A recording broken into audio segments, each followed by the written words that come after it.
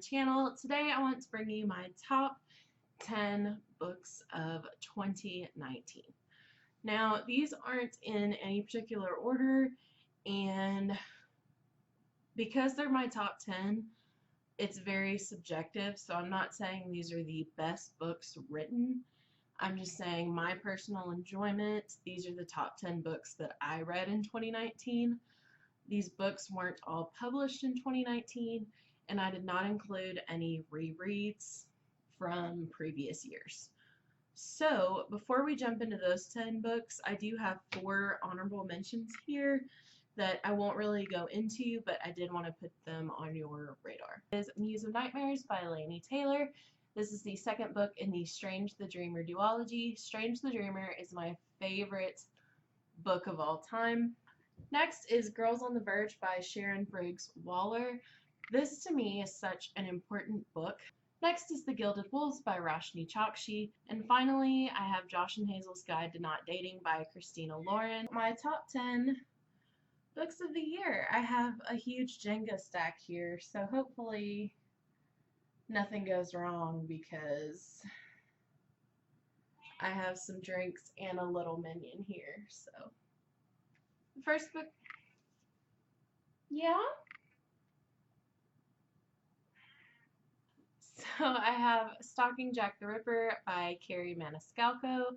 This is the first book in the Stalking Jack the Ripper quartet, and it follows the story of Audrey Rose Wadsworth, and she wants to be a forensic scientist in 1880s Victorian London, which is something that is very against societal norms. Basically, Jack the Ripper is now terrorizing London, and Audrey Rose has taken it upon herself to get involved in the mystery and help figure out who Jack the Ripper is. I loved this. I thought it was a cool twist on the Stalking Jack the Ripper story, and I thought it was very realistic, and I just love Audrey Rose as a character. She's so independent and smart and witty, and I absolutely adore her friend Thomas Cresswell in here. It is such a fun book. Next I have Sorcery of Thorns by Margaret Rogerson. I read this book twice last year. This follows the story of Elizabeth, and she works in a magical library. And in this library there are grimoires or magical books that can turn into monsters of ink and leather when provoked. One day an act of sabotage releases the library's most dangerous grimoire, and Elizabeth has to team up with her sworn enemy, a sorcerer, in order to figure out who committed this act of sabotage and try to save the world as they know it. And I absolutely loved this book. Obviously, I thought the concept was really cool. I love the setting of the magical libraries and the ideas of the grimoires, and I just thought the main characters were just sweet little cinnamon rolls.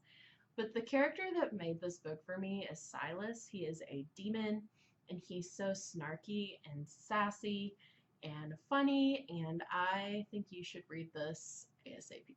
The next book I read is Red, White, and Royal Blue by Casey McQuiston. I read this twice this year. This is a new adult novel, and it is her debut book, and it follows the story of Alex Claremont Diaz, who is the son of the first female president of the United States, and it also follows Henry, who is the Prince of Wales. After a very embarrassing public incident, Alex and Henry have to fake a friendship in order to provide damage control for America and Great Britain. Along the way, Alex and Henry find out that they have a lot in common, and their fake friendship grows into something more. I absolutely 100% adore this book. I love Alex and his family. They are so realistic and funny and intelligent, and I love their banter back and forth. That just made the family for me. And I love the conversations between Alex and Henry. They're so witty and intelligent. I don't feel like anything is dumbed down in this book, and I love that the character development and the relationship growth in here is so good and realistic and wonderfully paced. And I loved everything in this book, especially the political stuff. It's very relevant to today's atmosphere in the US, and I just loved how we follow Alex, and he's trying to figure out what he wants to do with his life and where his relationship with his friends are going. And then he's also trying to help his mother get elected for a second term and all of that. And I just cannot recommend this book enough. So many of my favorite booktubers love this book and have read it multiple times this year, if that tells you anything. And just read it. Next, I have King of Fools by Amanda Foody, who is someone that I don't really talk about enough on this channel, but I read Ace of Shades earlier this year. It was a reread. Loved it. This is the sequel, and it is going to be a trilogy. And I won't say what the plot of this is because it will spoil Ace of Shades follows this girl in Salta who, in spite of needing to finish her last year of boarding school, comes to New Rains, the city of sin, in order to find her mother, because her mother left her a note before she went missing saying, "If you haven't heard from me in 2 months, I am dead. If my return is delayed, you can contact a man called Levi Glazier and he will help you." It turns out Levi is a street lord who is in the middle of a Ponzi scheme gone wrong, and together they team up in order to find out what happened to N's mother. Things just go from there.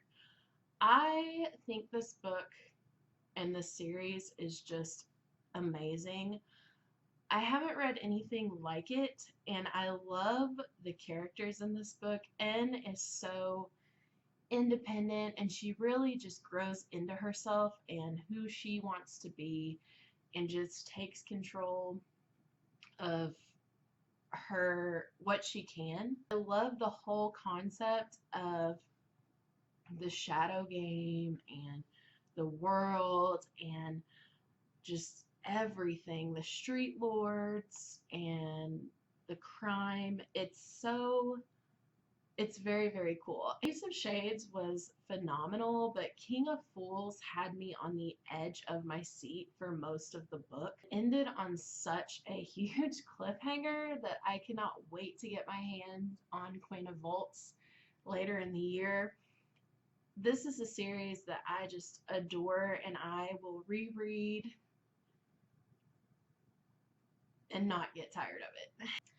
Next, I have Six of Crows by Leigh Bardugo, which I won't really go into because this book has been all over YouTube for so long, but it basically follows a ragtag crew of 6 people from varied backgrounds, and they are hired to go on this seemingly impossible heist. And along the way, so much happens, and the stakes just keep getting higher and higher. And it culminates in one satisfyingly action-packed end with a cliffhanger. The thing about this book, I read it twice this year. The first time was earlier this year, and it just blew my mind. And I love the characters in this book. There's so much good rep. There's people of color, there's disability rep, LGBTQ rep, fat rep, everything. All the characters are so well done. Leigh Bardugo has a way of writing that just gets you to fall in love with her characters and get so involved with the plot. And this book was very fast-paced and action-packed, and I highly recommend. Next is The 7 Husbands of Evelyn Hugo by Taylor Jenkins Reid. This is another book that I do not talk about enough on my channel, but this was my introduction to Taylor Jenkins Reid. I absolutely fell in love with this book. It follows the story of Evelyn Hugo, who is a Hollywood actress, and she is an icon, and she is known for having this glamorous, scandalous life. she has had 7 husbands.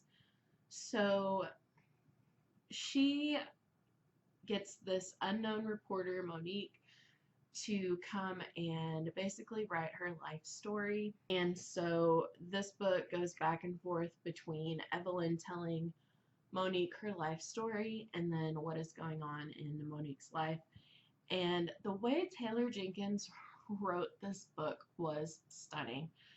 It really made you feel like Evelyn Hugo was a real actress. Like you could just Google her and pull up a list of her movies. And I loved seeing the relationships between her and her husbands and her friends. Just to tell you how phenomenal this is, I gave my mom this book because I thought she would really love it. My mom's not a reader just because it's hard for her to stay awake while she's reading. She read this entire book and absolutely loved it. So if that's not an endorsement, I don't know what is. But I can't say enough good things about this book. It's wonderful and heartbreaking and uplifting. And Evelyn Hugo is a character that broke through so many societal norms in her day. And even though she's not a real person, she's so inspirational. And I just absolutely adore this book. Next, I have Skyward by Brandon Sanderson. I read this in January of last year. This was one of the first books I read, and this was my introduction to Brandon Sanderson, and I cannot say enough good things about this book. We follow Spencer, whose father was shot down as he was trying to escape during a invasion by an enemy army. And so he was labeled a coward. And in this world, being labeled a coward is one of the worst things you can be labeled as. So in this society, Spencer is viewed as having this coward gene. So she's very looked down upon, and all she wants to be is a pilot. She finally gains entry into the academy, and things go from there. This book was so well paced and so cool. And I am not a sci-fi person, but I loved this. And I loved the world, and there were so many cool things in here. They show the ship designs of Mbot, if you know who that is, and the Krell, who is the enemy army. I just thought this was such a cool concept. The way Brandon Sanderson wrote was very effortless, and there's a lot of action, so it's a very fast read. And you just fall in love with the characters while you're reading it, which I think is one of his strengths in his writing. So definitely check this out, especially if you're intimidated by Brandon Sanderson's adult books because they are large. This is a really good introduction to his writing. Next, I have There's Something About Sweetie by Sandhya Menon. This follows the story of Sweetie Nair, and she is the #1 girl on her track team. But she is also fat. And so her mother has a lot of issues with this. One day, Sweetie and her mother are invited to lunch by the mother of Ashish Patel, who you may recognize from another book by Sandhya. And basically, Ashish's mom wants to set up Ashish with Sweetie as a way of trying to get him out of his depression over his recent breakup. Sweetie's mom objects to this because she doesn't think Sweetie and Ashish are well matched because of the difference in their body types. And this makes Sweetie very upset, understandably. So she decides to get Ashish's number and date him behind her parents' backs, and things bloom from there. Personally, I loved this book so much, and I do have a video review where I really go into it, but this is the first book with fat rep that I have read where I could actually see myself in it. I've read this book 3 times this year. I tabbed it up. I normally don't really annotate a lot, but this book just meant so much to me, and so it had to go in my top books of 2019. And no surprise, I also have Daisy Jones and 6 by Taylor Jenkins Reid.